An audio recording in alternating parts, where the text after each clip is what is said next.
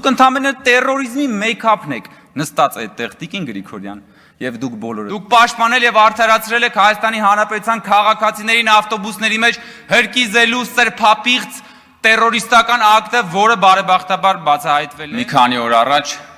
Հայաստանի Հանրապետության իրավապահ մարմինները կանխեցին, բացահայտեցին մի այլանդակ եւ ահասարսուր ահաբեկչության փորձ, որի կազմակերպիչն ու պարագլուխը ընդդիմության քաղաքական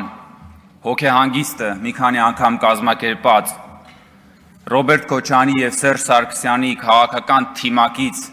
Կտրիչ Ներսիսյանի օրհնությունը ստացած Բագրատ Գալստանյանն էր։ Շատերը այս օրերին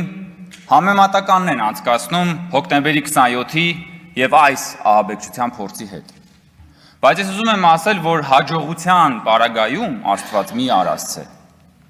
Սա մի քանի անգամ բազմապատիկ ավելի ահասարսուր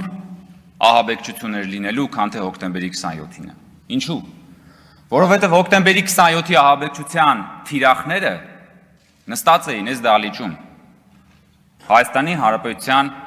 ղեկավարությունը։ Այս ահաբեկչության թիրախները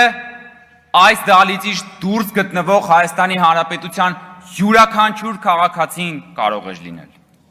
Յուրաքանչյուր քաղաքացի կարող էր դառնալ Բագրատ Գալստանյանի կողմից կազմակերպվող եւ ընդդիմության կողմից խրախուսվող ահաբեկչության թիրախը։ Այն ինչ որ Բագրատ Գալստանյանը ծրագրում էր անել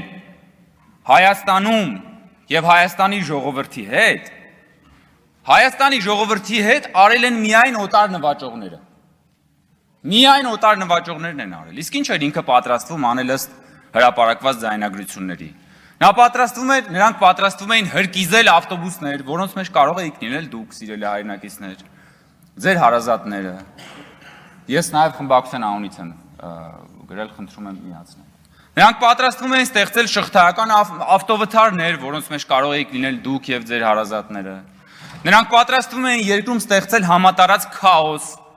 եւ այդ քաոսի պայմաններում պատերի տակ գյուլել մարդկանց։ Եվ դուք կամ ձեր հարազատները հանկարծ կարող էիք հայտնվել սխալ պատերի տակ, պատահաբար, եւ ձեզ էլ կարող էին գյուլել։ Կամ մեռնել կամ մերցնել, ինչպես որ ասում է Բագրատ Գալստանյանը։ Ես նորից եմ ասում, այս ահաբեկչության ծրագիրը միայն կարող էր անել Հայաստանի Հանրապետությունն ու հայ ժողովրդին խորապես ատող մարդը կամ հանրույթը։ Եվ դա պատահական էլ չի, որովհետև այդ հրապարակված ձայնագրությունների մեջ այդ մարդն ասում է, այս ազգը խորը անասուն ազգ է։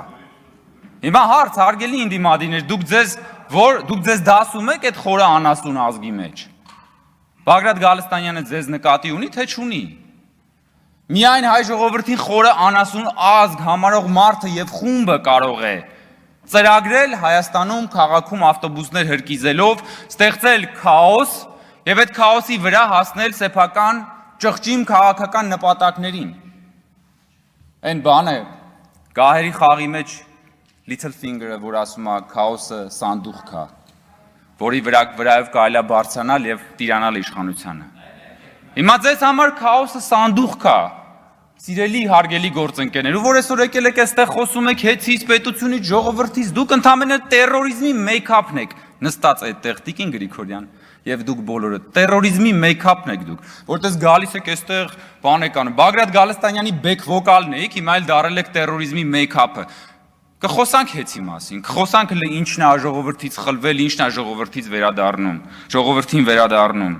Բայց դուք պիտի պատասխանեք հարցերի, այդ որ ասում է մեռնել կամ մերցնել։ Ձեր քաղաքական թիմակիցը, ձեր հովանավորյալը, դուք դրա մեջ ինչ բաժնեմաս ունեք։